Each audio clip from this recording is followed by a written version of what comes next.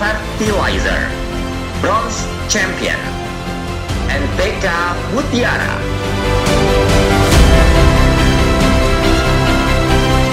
NPK Mutiara.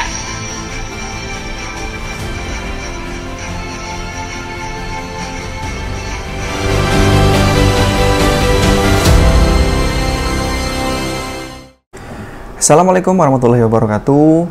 Halo sahabat Mutiara, kembali lagi bersama saya Yusuf Purwanto, agronomis untuk wilayah Brebes dan Segal. Sahabat Mutiara, sebelum-sebelumnya saya menemani sahabat Mutiara di Jelajah Tani dan Temu Tani Online.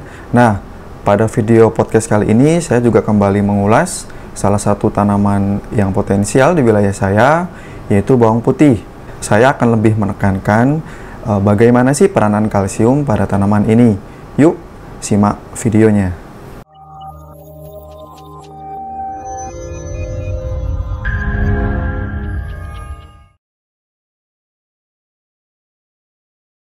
Halo, selamat datang di channel YouTube kami, NPK Mutiara TV. Di channel ini, Anda akan mendapatkan informasi dan edukasi seputar pertanian, khususnya nutrisi tanaman. Tonton video-video kami, jangan lupa like video kami, subscribe, dan pentung tanda loncengnya untuk terus mendapat update dari kami. Sahabat Mutiara, tema video podcast pada kali ini yaitu kalsium pada bawang putih. Bawang putih mempunyai nama latin Allium sativum, merupakan salah satu tanaman potensial untuk dikembangkan di Indonesia. Permintaan dan tingkat konsumsi masyarakat yang semakin tinggi merupakan indikasi pentingnya pengembangan teknik dan usaha budidaya tanaman ini. Tanaman bawang putih dikenal dengan sebutan umbi seribu manfaat. Banyak studi terbaru menunjukkan efek atau manfaat dari bawang putih, sahabat Mutiara, seperti antibakteri, anti jamur, antioksidan, dan anti kanker. Bawang putih umumnya tumbuh di dataran tinggi, tetapi varietas tertentu mampu tumbuh di dataran rendah. Tanah yang bertekstur lempung, berpasir atau lempung berdebu dengan pH netral menjadi media tumbuh yang baik. Lahan tanaman ini tidak boleh tergenang air ya, sahabat Mutiara. Suhu yang cocok untuk budidaya di dataran tinggi berkisaran 20-25 derajat Celcius. Dengan curah hujan sekitar 1.200 sampai 2.400 mm per tahun. Sedangkan suhu untuk dataran rendah berkisar antara 27 sampai 30 derajat Celcius. Nah, sahabat Mutiara, inilah tabel berdasarkan provinsi dari tahun 2015 sampai dengan tahun 2019 yang sumbernya dari BPS dan Direktorat Jenderal Hortikultura. Terlihat bahwa NTB atau Nusa Tenggara Barat paling tinggi produksinya, kemudian disusul dengan Jawa Tengah. Nah, sahabat Mutiara, bagaimana konsep bawang putih agar hasilnya stabil? Tentu saja ada tips dan triknya. Yang pertama adalah pilih benih yang unggul, di antaranya kriterianya keserempakan tumbuh, serta yang kedua lebih adaptif terhadap lingkungan dan musim, serta yang ketiga sudah teruji di lapangan dan hasilnya optimal. Serta jangan lupa untuk pola pemupukannya, sahabat Mutiara, tepat jenis, tepat formula, tepat dosis, tepat waktu dan tepat cara. Tentunya disesuaikan dengan fase pertumbuhan bawang putih. Serta yang terakhir, sahabat Mutiara, tentu saja adalah pengendalian hama dan penyakit. Nah, bagaimana karakteristik benih bawang putih yang bisa tumbuh dengan baik? Di antaranya adalah ukuran benihnya harus seragam, bebas dari hama dan penyakit, kemurnian varietasnya terjamin, serta benihnya bernes, berat siung sekitar 1,5 sampai 3 gram, serta yang terakhir sudah melewati masa dormansi.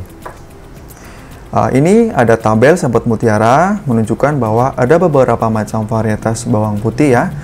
Di antaranya ada lumbu putih, lumbu kuning, lumbu hijau, tawang baru, dan sangga sembalun. Tentu saja dengan karakteristik yang berbeda-beda, sahabat Mutiara.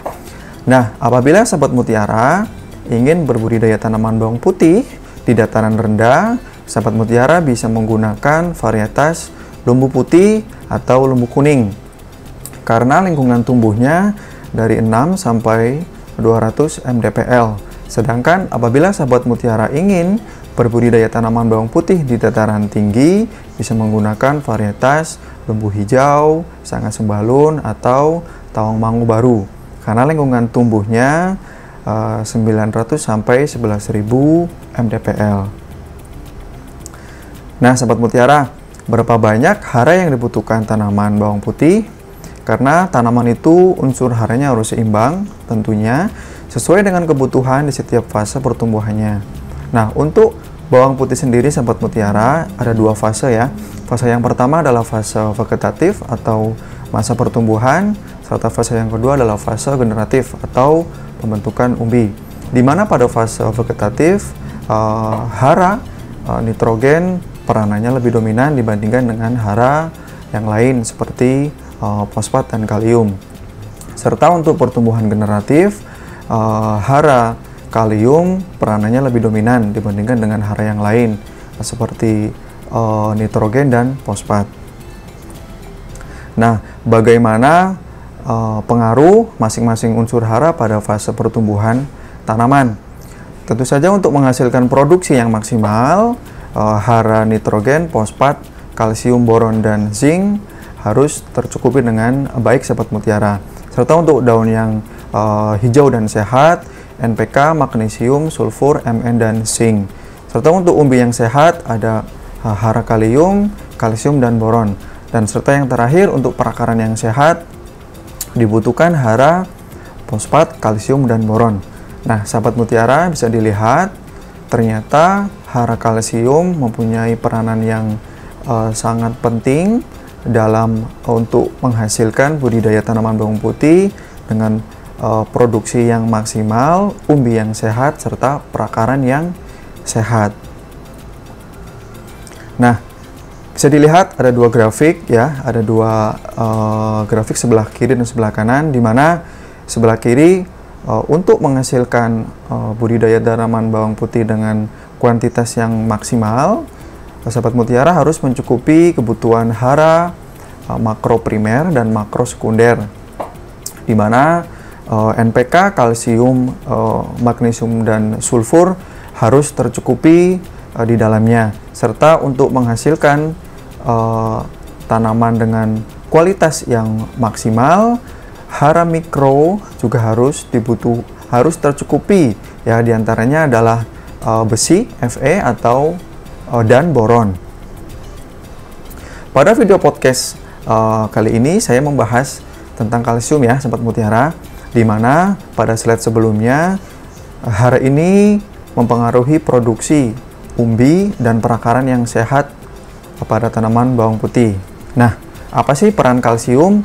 Kalsium berperan sebagai penguat dinding sel serta perekat antar dinding-dinding sel dalam jaringan tanaman, sahabat mutiara. Apabila dinding selnya kuat dan sehat, tentu saja hasil panen umbi dan daya simpan lebih panjang, tidak mudah busuk tentunya, dan mengurangi penyusutan setelah panen, sahabat mutiara. Dan apa yang terjadi jika tanaman kekurangan kalsium? Tentu saja akan mengalami beberapa macam kendala ya, sahabat mutiara. Di antaranya adalah pertumbuhan akarnya melambat, rambut akar tidak terbentuk, dan akar membentuk lendir dan membusuk. Pertumbuhan daun terhambat, serta mereka mengembangkan bintik klorosis, sahabat mutiara, kemudian menjadi kuning dan mati sebelum waktunya. Karate plus boron ini mempunyai kandungan hara nitrogen, kalsium, dan boron.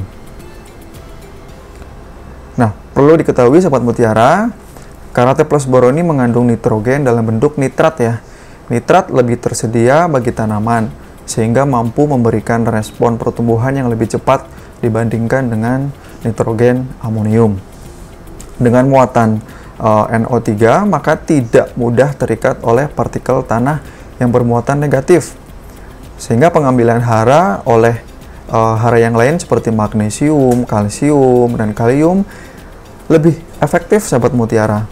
bersifat sinergis, tidak menyebabkan tanah bersifat asam. Sedangkan dalam bentuk amonium, apabila diberikan dalam jumlah porsi yang cukup tinggi, tanah akan mengalami perubahan sahabat mutiara, sehingga tanah akan lebih asam dan pH-nya rendah.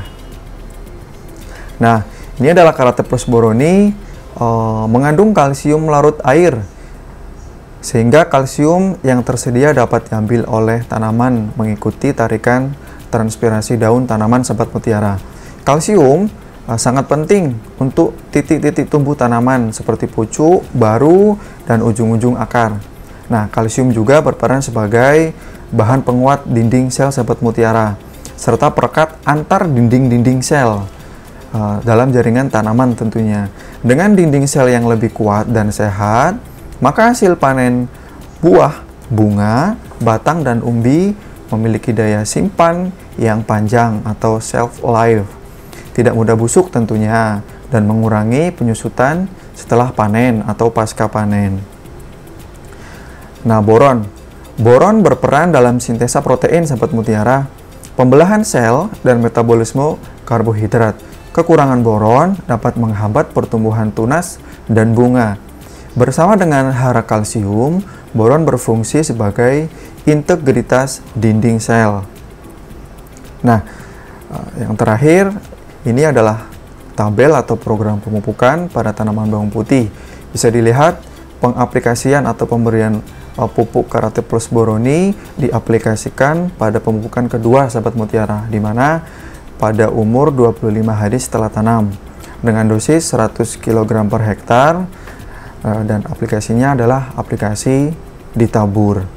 Inilah media sosial kami. Tonton video YouTube kami NPK Mutiara TV dan gabung di grup Telegram kami komunitas NPK Mutiara. Baca artikel kami tentang pertanian dan pemupukan di npkmutiara.com, dan update kegiatan dan informasi edukasi lainnya juga bisa di Instagram dan Facebook Maroke Tetap Jaya. Terima kasih.